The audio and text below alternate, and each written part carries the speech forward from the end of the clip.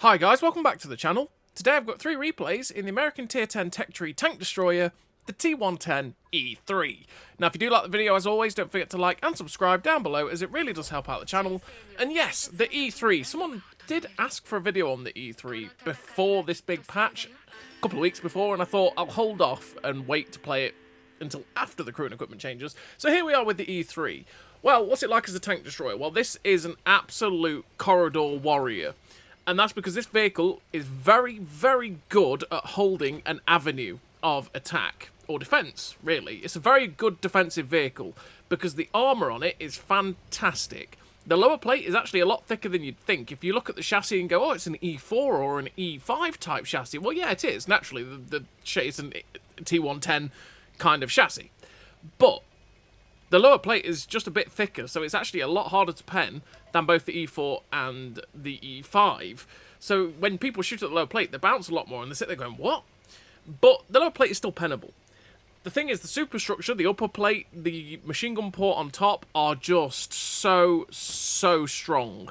And if you get it into a hull-down location where that lower plate is covered, you are nearly, and I say nearly, invulnerable, which is absolutely beautiful, which means if you get a lane to hold where you can go to a position like you're seeing right here on this map, which is Pilsen, you can be so effective in the T110E3 because you just hold up with your armour really easily and then just keep slapping with this gun that is also on the E4, this 155mm gun, which is just so effective at chonking through armour very nicely and hitting for that 850 alpha. The penetrations on it is fantastic.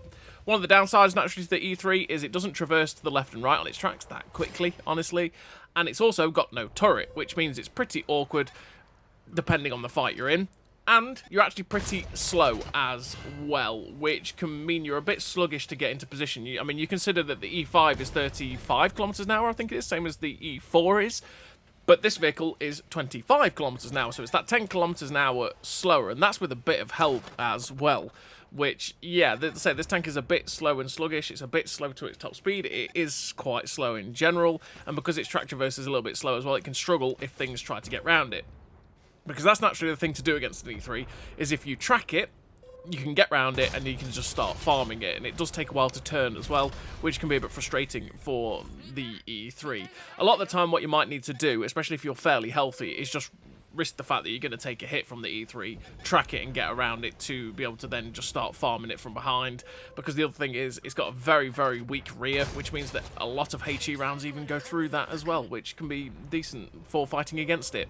But in this kind of position, as long as you're not getting RT'd or HE spammed, this tank is very strong indeed in this position. So, the T110E3, it's got a 25.2 km/h top speed with a 10.5 km/h reverse speed, 12.29 horsepower per ton ratio with that 918.75 horsepower engine, because we're running the turbocharger, so it's giving us that little extra engine power. Oh!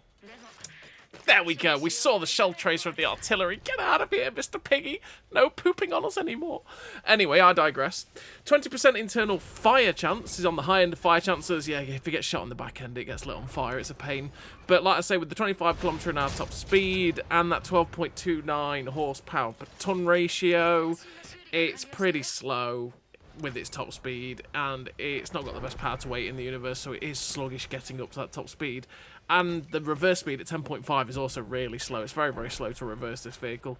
With a 2.66 on soft, 1.51 on medium, and 1.33 on firm as well in terms of the terrain resistances. Oh, yeah, they do hold the tank back as well, and generally it is a very slow and sluggish feeling in terms of the mobility of the T110E3, so you do have to be careful of that.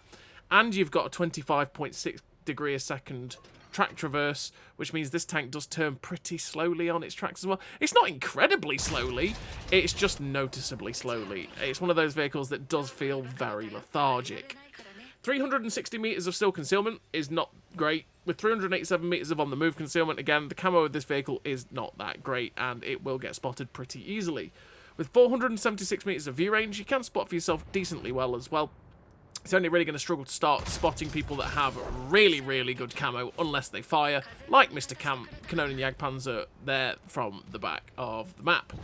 But you've got good enough armor where you can sit in a position, know you're invulnerable at times, and as long as you're not getting arted, you can wait for shell tracers, and as soon as you see the shell tracer, you can try and go for blind fires, which is exactly what we've been doing in this game and what we are going to do in this game as well. You've already seen that with the M53-55. I saw the original shell tracer and went, is he back there? And then as soon as I saw him fire the second one, I was just going straight for the blind fire, and thankfully we shut down the artillery that had been pooping on us, which was super, super satisfying. So again, I know there's a 268 version 5 back there. Oh yeah, we knew there was a 268 version 5 back there, and as soon as we started getting detected, I went for the blind fire exactly where I knew he had been, and we hit him. Again, you miss 100% of the shots you don't take, but it's got the kind of armor where you can sit on a ridgeline like that and decide to try and do that, because you can bounce so much with this armor.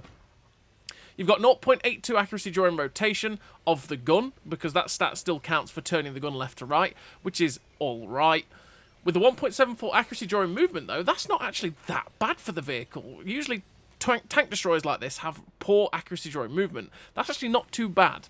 But a 2.4 second aim time isn't the best, and it means it does take a wee while to get this gun fully aimed in. And with 0.35 accuracy at 100 meters, this gun can be a bit derpy at times. It is getting onto the derpier end of the scale, and sometimes it likes to miss shots and say, ha ha, and you miss the shots and you end up can be in a position that can be a bit awkward, and you can end up dying, and you sit there going, oh, why game? Why gun? Why tank? Why do you hate me so?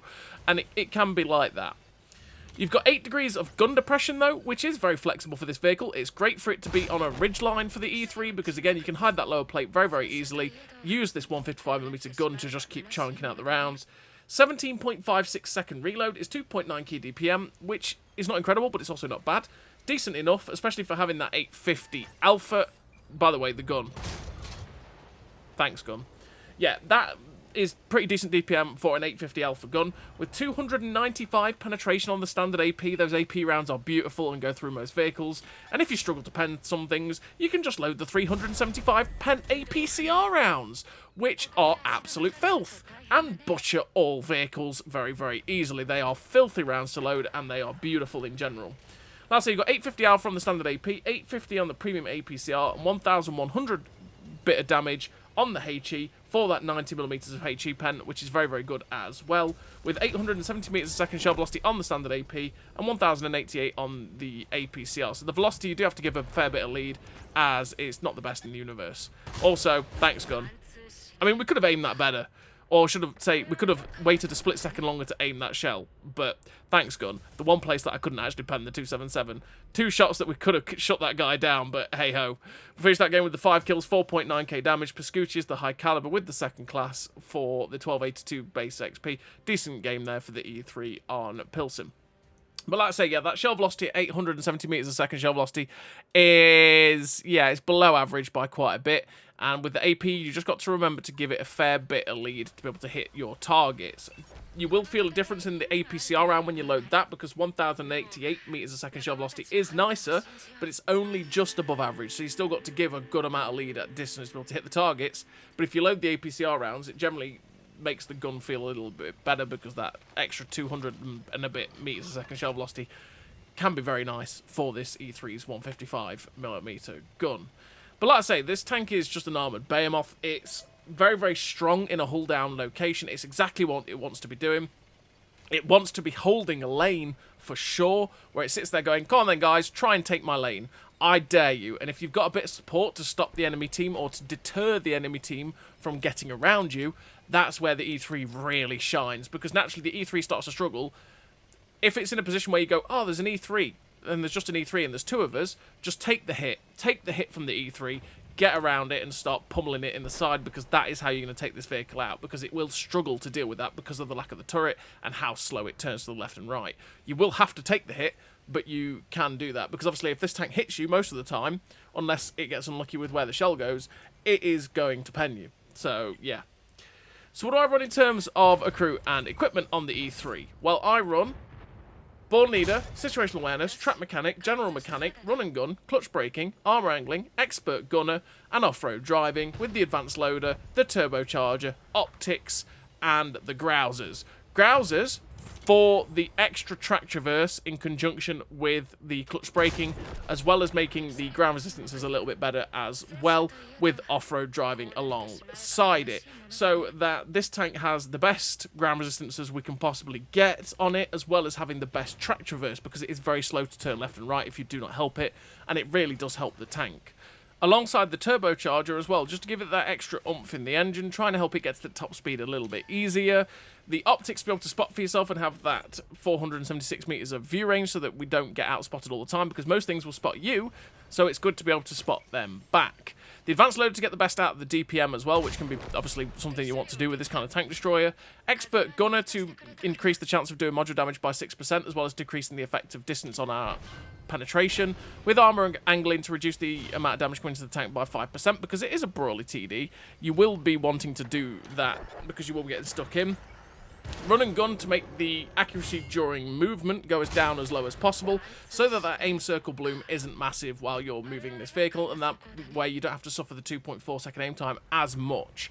General mechanic and track mechanic to get this track back on target as quickly as humanly possible, because like I say, this vehicle is one of those, just like a lot of turreted tank destroyers, where as soon as it gets tracked, it's dead, because the tanks will get round it. It's going to be a bad time. So getting those tracks back on faster with general mechanic and track mechanic, if you've already burnt your repair kit, like a situation like this, that's something that you really kind of want to be doing. And then naturally, situational awareness, ball leader and stuff just make the view range better, and everything about the tank in general better as well. But there's plenty of different ways to run the vehicle if you wanted to, because again, you could drop the grousers if you weren't as bothered about getting the track traverse better. You could run the GLD to get the aim time to be better, because if you were to do that, the aim time would then be 2.16 seconds, which is a massive difference to the aim time, so that's something that's also perfectly possible for the vehicle.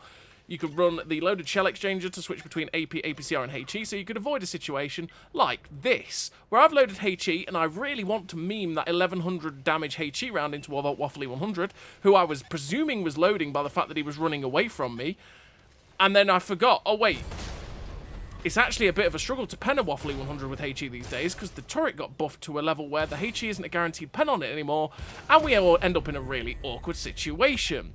And so I could have just switched back to AP, because I realised too late and went, oh boy, this isn't good, I just need to load the AP, but I can't do that, and it would have been easier to get rid of Mr. Waffly 100 here, rather than lose a load of HP and be stuck in an awkward situation with the G-Saw behind us. But I just wanted to meme, and so we failed with that meme, and thankfully for me, Mr. G-Saw 1008 was firing HE, which was very lucky with us, so we'll take with the rough with the smooth, because you know what this game's like. At times, the game will absolutely laugh at you, and you'll have multiple games in a row where the game laughs, and you don't manage to do anything because, yeah, bad RNG, all that sort of stuff.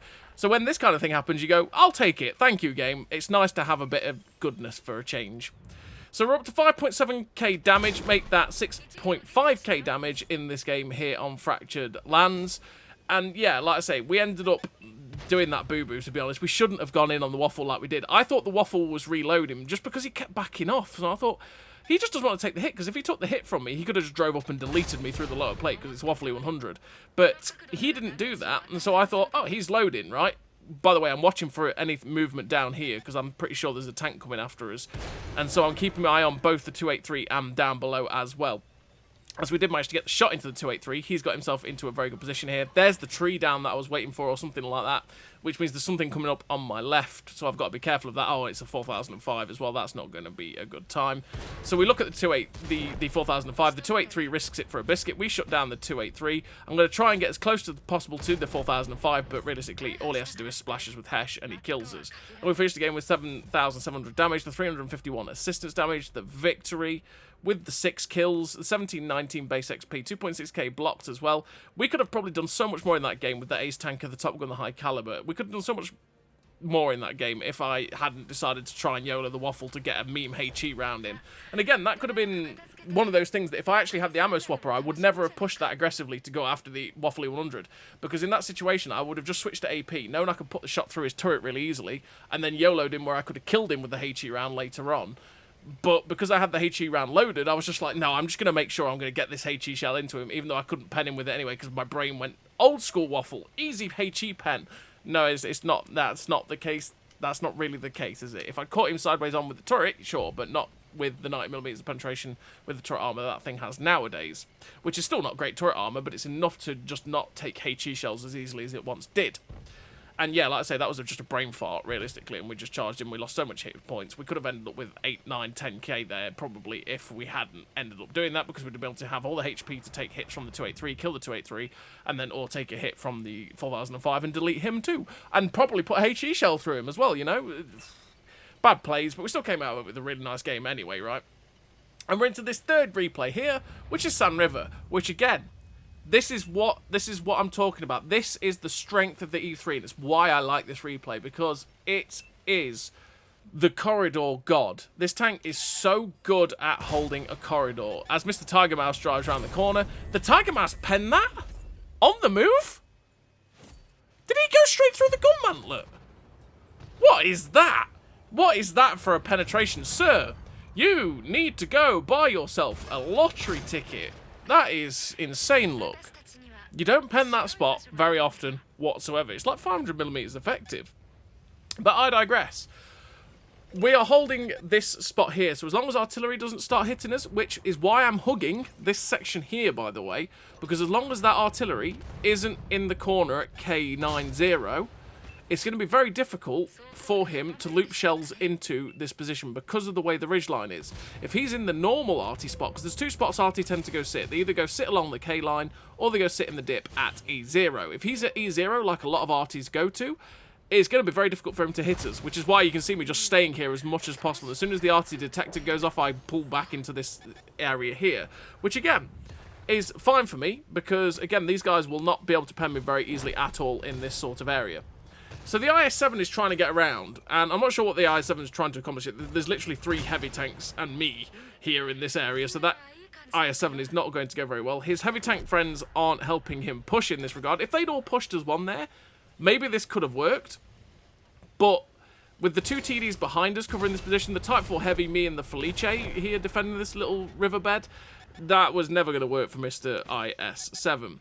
So with the I-7 getting eliminated there, we're going to push back into the area we're in. We get a shot through the drive wheel of the IS-7 because we had that nice little spot to be able to shoot him there, which would have, I was hoping, keeping him pinned in the open. And one of my TDs could have put a big shot in. Just waiting on the reload, then we can get a shot into Mr. WZ-111-5A. Or Mr. E75 if he wants to give us the shot. But we put the APCR shell, sorry, the AP shell, sorry, the standard round, through the pike nose there of the WZ-111-5A. Mr. E75 was trying to push around the corner, so I was just trying to block him from getting an easy shot into my lower plate, and thankfully we ended up bouncing it.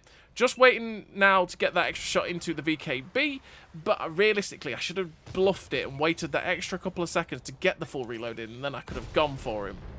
So we go for the cupola shot on the E75 this time. We put the shot in. I'm not too fussed about the E75 at this point because I've realised he is actually stock, or I should I say, he's got the 105mm gun anyway, which is still a pretty decent gun for the E75, but it's not the top gun. It's not the gun that I am truly going to fear. So he gets shut down by the IS-4, and with the E75 getting shut down now, I feel like I can push aggressively. I can now use the gun and then use this channel to keep people in front of me and just keep shots flying. So the 5A drives out sideways on. We put a shot straight through the WZ-111-5A, sorry, finishing him off for our first kill of this game. And now with the heavy tank on our left, the VKB, we can finish this guy off really, really easily. So we're just going to turn in, put the shot into his side, and finish him off. For our second kill of the game, for 6,097 damage, 598 assistance damage as well. We see the heavy tank, which was the IS-7 earlier on, has actually run off over that way to go attack our guys that were coming towards their cap. So we now know that there's no one on our left that can get us, so we need to push aggressively into the ridgeline in front of us and try and get after anything that might be in the dip at J9. I ping K6, K7 area, because I feel like there's probably going to be something still sitting and camping in that K7, 8, 9 area. So I was kind of hoping that the light tank would push into a position where he can spot down the K line. So then I know that if I push after something like the 4005 or try and get a shot into the rear of this TD or the heavy tank, I know there's nothing on my right-hand side along this K line that can shoot me in the side, and I don't have to worry about it. I can focus on the other guys instead. So the T114 battalion gets spotted behind the ridges on the 0 line. The TD gets spotted in the 4005, who's attacking the IS-4, so that means we can now get the shot straight through the turret of the 4005, and the IS-4 finishes him off. We're up to 6.8k damage. With the fact that the heavy tank and the TD are now shut down on our left, we know there's only 2 tanks left, which is the light tank, and I think it was the T114 battalion as well, who were both behind that ridge at J0, and now they're both spotted, we know where they are, we can just try and get into a position to slap a shot in. The T114 battalion is now in a position where maybe we'll get a shot at him if he comes above the ridge line, so we're just trying to manoeuvre ourselves. We've got all the HP, we can take a hit from the Panzerwagen. 970! Oh, that's a roll. We hit the T114 battalion there for 7.8k damage. With the Panzerwagen getting shut down as well. We finished the game with 2 kills, 7.8k damage, nearly 7.9k damage, 743 assistance, a bit of blocked, ace tanker, the sniper, the high caliber, the Confederate medal for 1665 base XP. Really nice game there for the T110E3, which, like I say, is a very, very solid tank destroyer, and it is the corridor warrior. It is just a beast at holding those corridors. If you can cover the lower plate, it will just keep slapping the rounds out because it's very consistent in that, and you will consistently bounce shots as well, as long as you're not getting HE spammed. So as always, everybody, thank you very much for watching. I'll see you next time.